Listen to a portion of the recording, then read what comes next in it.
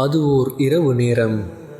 நபி ஸல்லல்லாஹு அலைஹி வஸல்லம் அவர்கள் மதீனாவில் தெருவில் நடந்து சென்று கொண்டிருக்கிறார்கள்.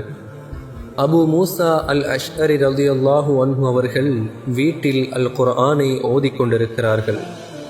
அவர்களது குரல் நபி அவர்களை வசீகரித்தது. அங்கு நின்று அவர்களது ஓதலை செவிமடுத்துக் கொண்டிருந்தார்கள். நபித்தோழர் அவர்கள் ஓதி முடிந்ததும் நபி ஸல்லல்லாஹு அலைஹி வஸல்லம் அவர்கள் அவர்களது நடையை தொடர்ந்தார்கள். அடுத்த நாள் காலை அந்த தோழரை பார்த்து நபி அவர்கள், நேற்றிரவு உங்களது ஓதலை நான் செவிமடுத்துக் கொண்டிருந்தேன். தாவூத் அலைஹிஸ்ஸலாம் அவர்களது கூட்டத்தாருக்கு கொடுக்கப்பட்டிருந்த ஊதுகுழல் உங்களுக்கும் கொடுக்கப்பட்டிருக்கிறது என்று கூறினார்கள். மற்றவர்களது இயலுமைகளை பாராட்டுவது நபிமார்களது பண்பாடுகளைச் சேர்ந்ததாகும். மூசா அலைஹிஸ்ஸலாம் ஹாரூன் அலைஹிஸ்ஸலாமை தன்னை விட தெளிவாக பேசக்கூடியவர் என்று கூறியிருக்கிறார்கள்.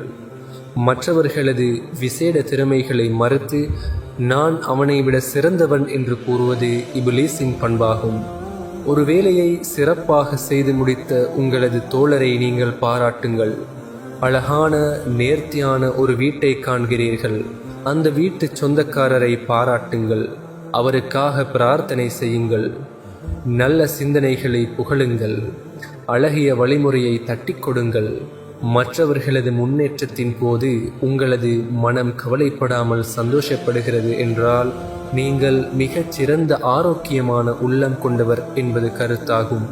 மற்றவர்களது அடைவுகள், அவர்களது திறமைகள் உங்களுக்குள் ஏதோ ஒரு குறை உணர்வை ஏற்படுத்துகிறது என்றால் உடனடியாக உங்களது உள்ளத்தை மேல் பரிசீலனை செய்து கொள்ளுங்கள்.